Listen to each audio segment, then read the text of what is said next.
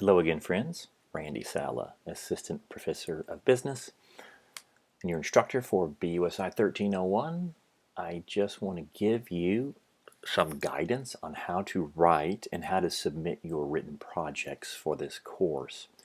Now, these projects are the majority of your grade. They are 200 points apiece, and which is basically 80% all 4 projects of your class. And so they're not that hard. Let's look at what we need to do. And so we come down to the business environment, project 1. Again, your interface will look cleaner than mine because mine's still in editing mode as a professor's. So click right here, preview, upload, project 1, the business environment. You'll have your due date.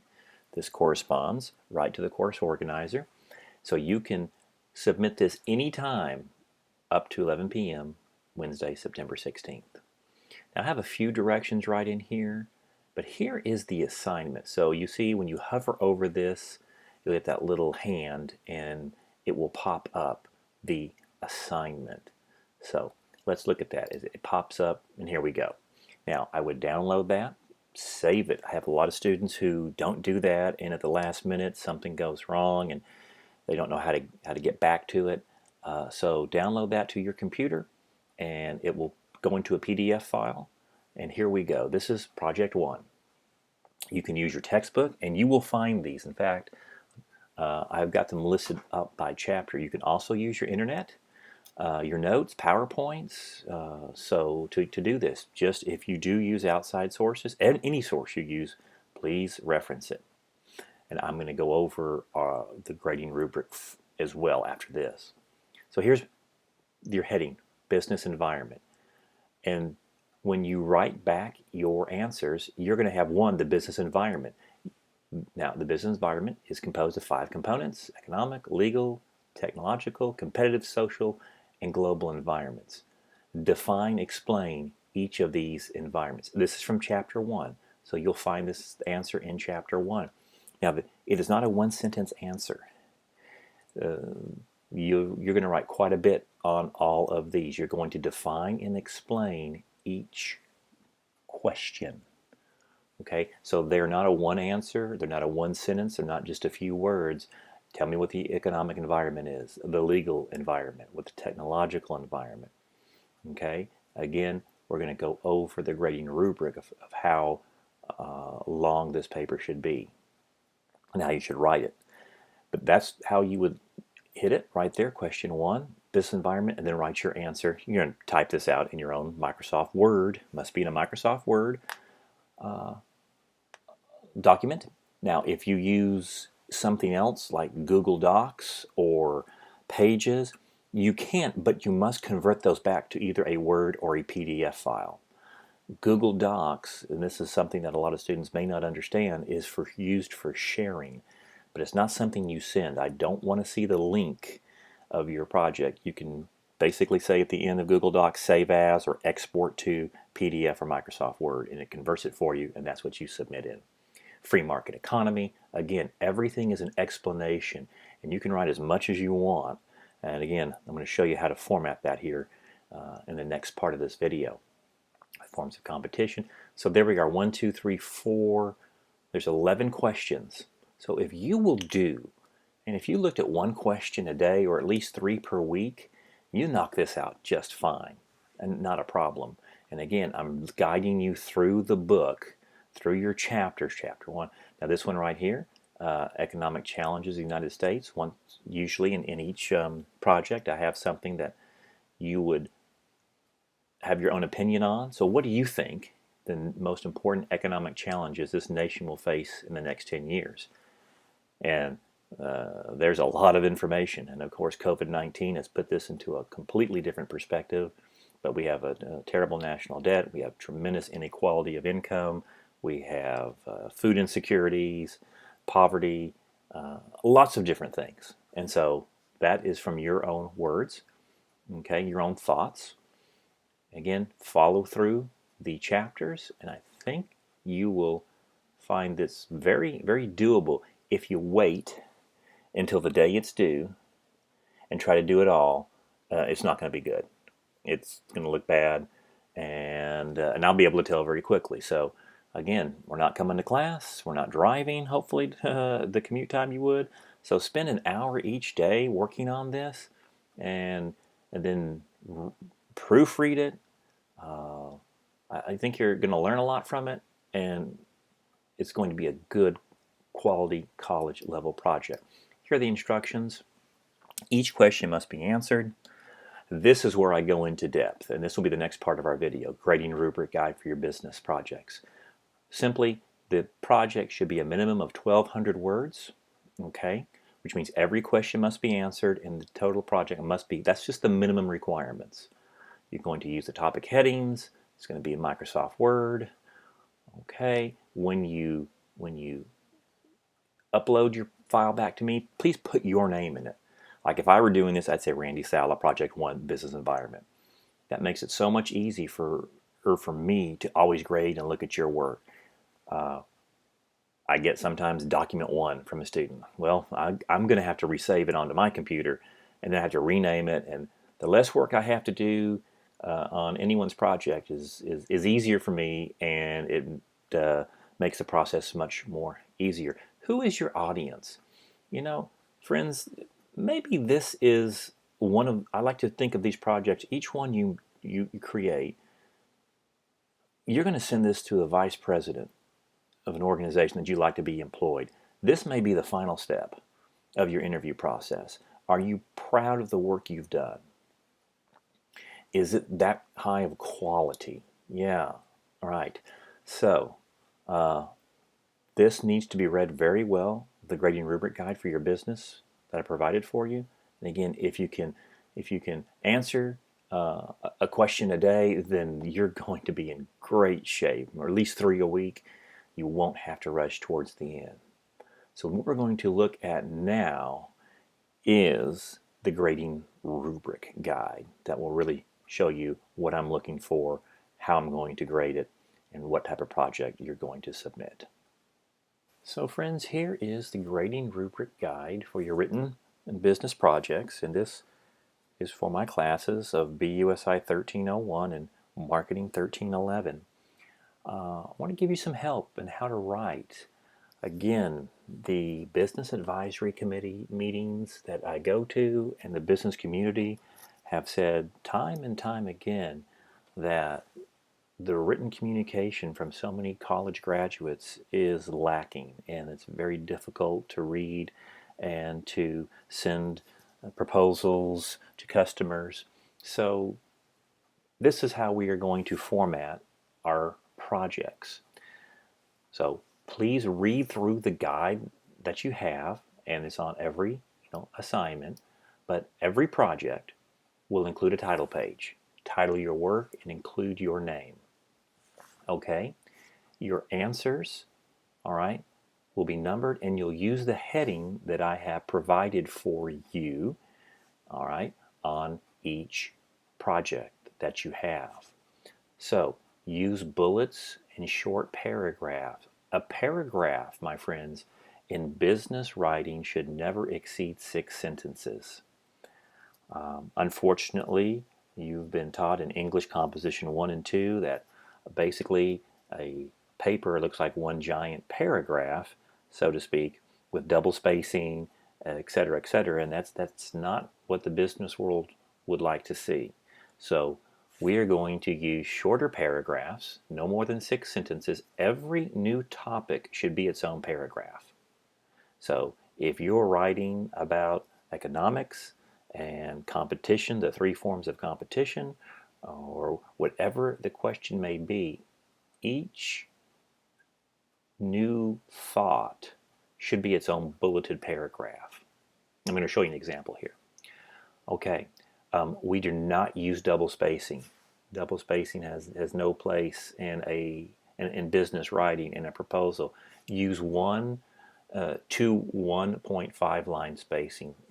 Personally, I use 1.15. That is a very good look to your project. 11 or 12 point font for the body, and 14 to 16 point font for your headings.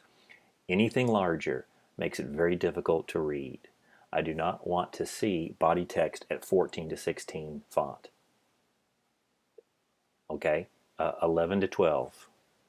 So number your pages. What about grammar and syntax? Every project that you write, assume you are going to deliver this to a vice president of marketing, vice president of operations, or a vice president of communication to the company that you wish to work for. Would you be proud of what you have written and sent in? And do you want somebody to look at it? That's your audience, in my opinion. Okay, as far as the look needs to be. So yes, spelling, grammar, all projects should be written in the utmost professionalism, proper grammar, punctuation, spelling. If it's filled with grammatical errors and resembles one giant paragraph and basically somebody has ignored everything I've said, is not going to be graded well, and it should have never been submitted. Now, each campus does have its own writing center to help you in this area. Now, they're going to be busy, obviously, but you can email your paper in. Maybe you have a friend, maybe you have a relative. It's always good to proofread your work. It's a necessity to proofread your work. Now, we are going to submit our assignments through SafeAssign. Okay, it's already loaded in your when you upload your file.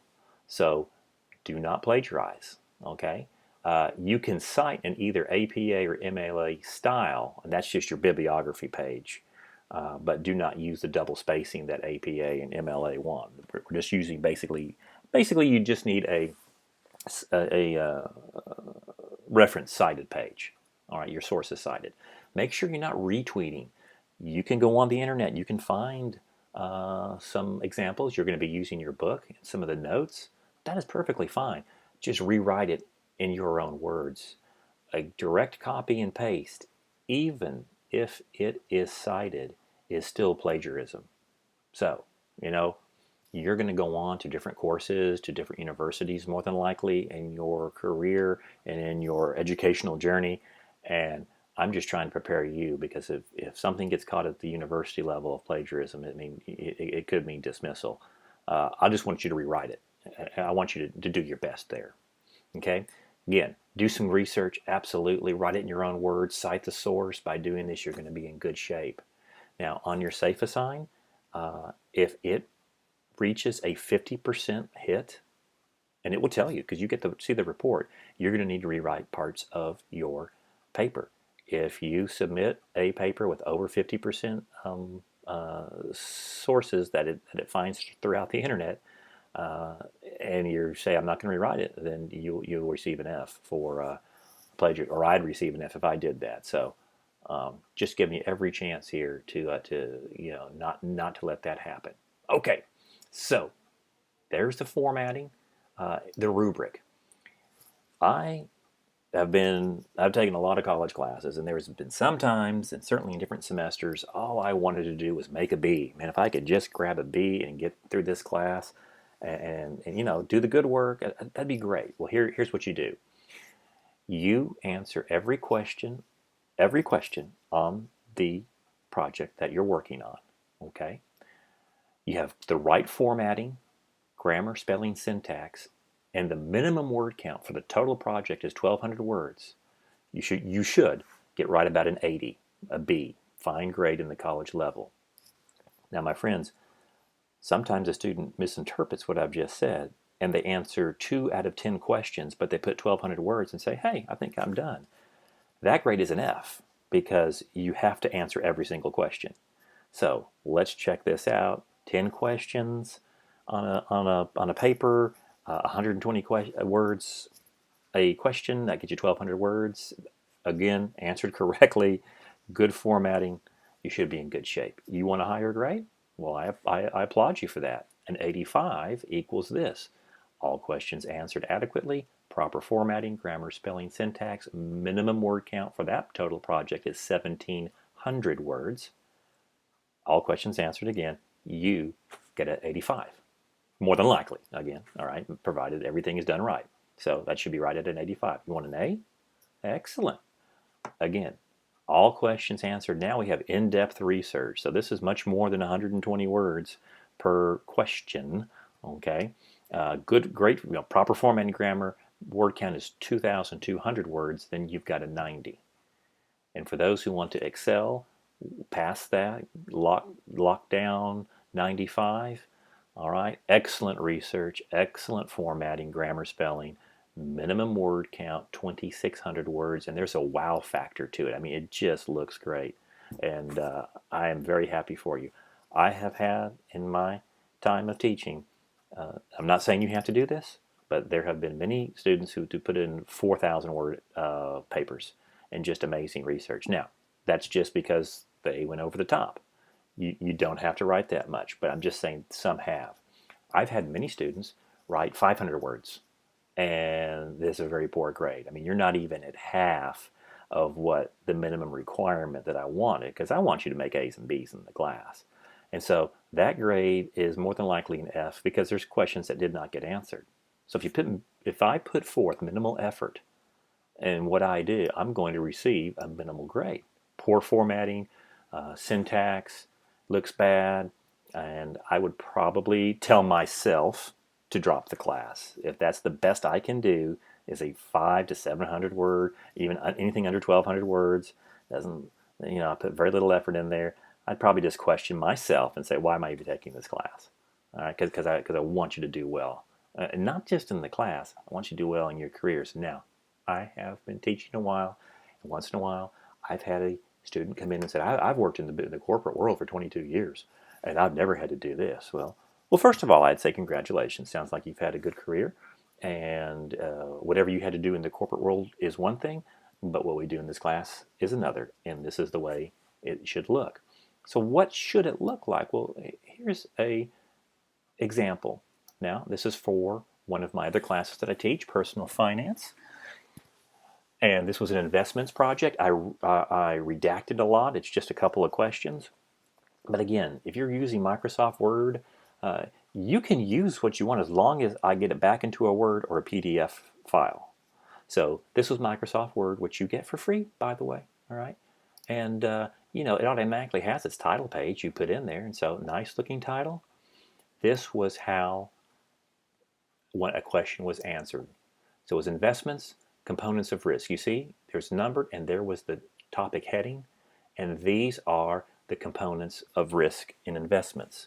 So basically, every item had its own paragraph: inflation risk, interest risk, business failure, market risk, and then systematic and unsystematic.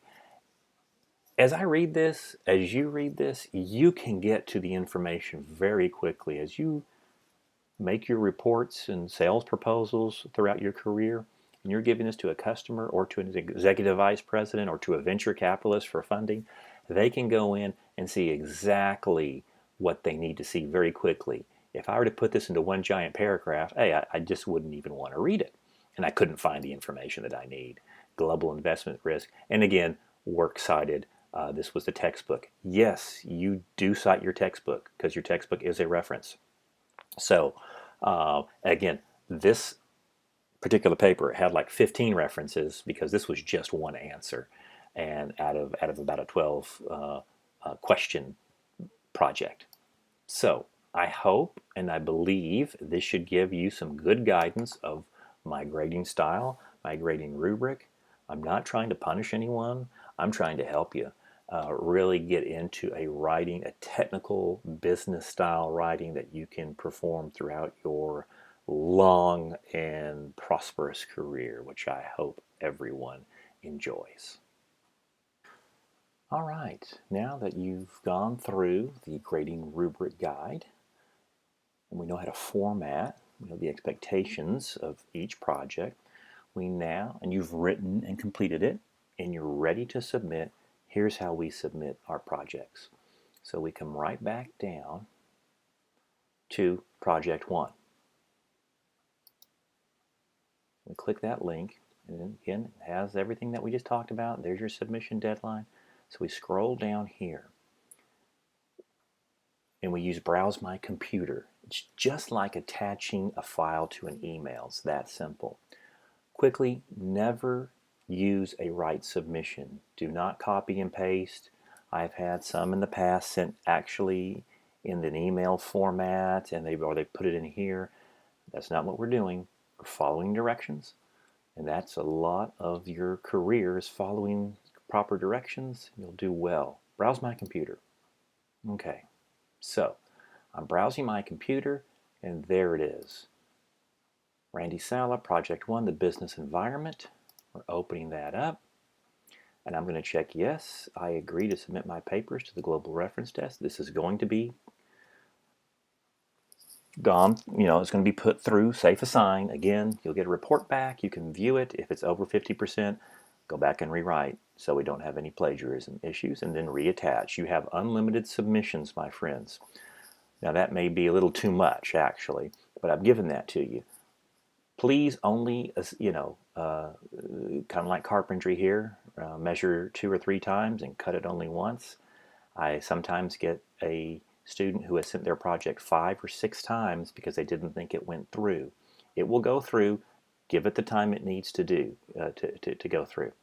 Because I'll only grade the last one. I just need. Sometimes we make a mistake. I understand, and you need to resubmit it. That's fine. But let's see if we can get it right the first time. So, if you want to make a comment, Mr. Saleh, I am submitting my paper. That you can put that in. That's fine. You do not have to. And then you click the submit button, and you're done. Let it roll. Now, when I click the submit button, it will, because I am the author of the course, for some reason, this it does not allow me to submit projects to myself, and it will have it'll just say not accepted. I don't want to freak you out when you see that. You will have a green space bar up here. This will turn green and say your project was successfully submitted. Don't leave until you get that. Okay? Now, I understand internet problems go down if you want to try it again, but up in here will be a nice green little button, little banner that says successfully submitted. This protects you and me. It gives you a date stamp when you sent it, and it allows me to go right to your gradebook or my gradebook and find your file. Do not email this to me because emails get lost, and we are living in today's environment in an ocean of emails, and sometimes they go to junk mail, sometimes they go to clutter. So you must put it in this way. Again, it's a fail safe. 2 ways, protects us both. And there we go, my friends. And now you've submitted your project. For those of you who have had many Blackboard courses before, you know how to do this. But if it's our first time, it's always good to go over it. That is how we write. That is how we format. And that is how we submit our projects for this course. I am looking forward to seeing and reading your amazing work in this class.